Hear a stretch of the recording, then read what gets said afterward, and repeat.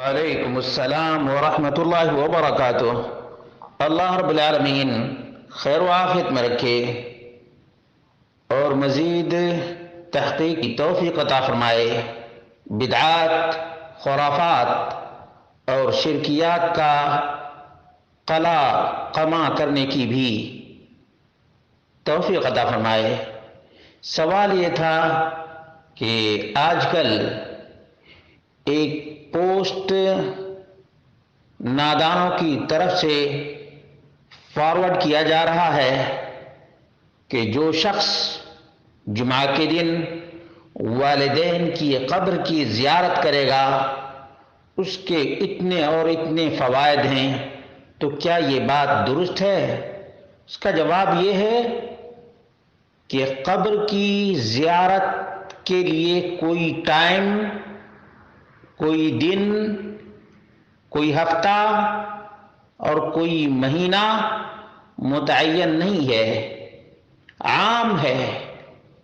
جب بھی آدمی دیکھے کہ اللہ سے دوری ہو رہی ہے اور دنیا ہی کو سب کچھ سمجھ رہا ہے تو اپنی موت یاد کرے اور اپنی موت کو مزید یاد کرنے کے لیے قبر کی زیارت کرے، اور قبر کی زیارت کے وقت احساس یہ ہوگا کہ کیسے کیسے لوگ اسی مٹی کے سپرد ہو گئے، ہمیں بھی ایک نہ ایک دن مٹی کے حوالے ہو جانا ہے۔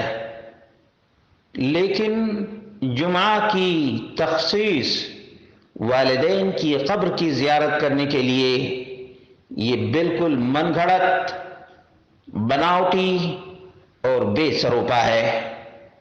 اس سلسلے میں گھڑنے والوں نے ایک روایت کریٹ کی ہے، من زار قبر والدیہ کل جمعہ فقرأ عنده یاسین غفر له بعدد کل آیہ او حرف۔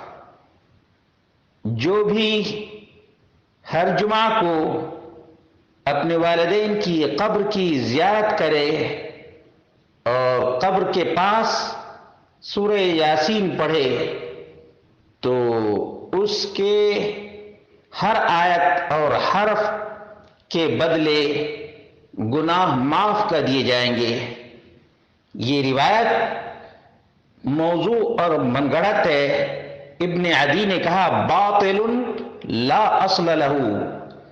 ابو نعیم الاصفہانی نے اخبار اصفہان میں کہا ہے کہ یہ موضوع اور من گھڑت ہے۔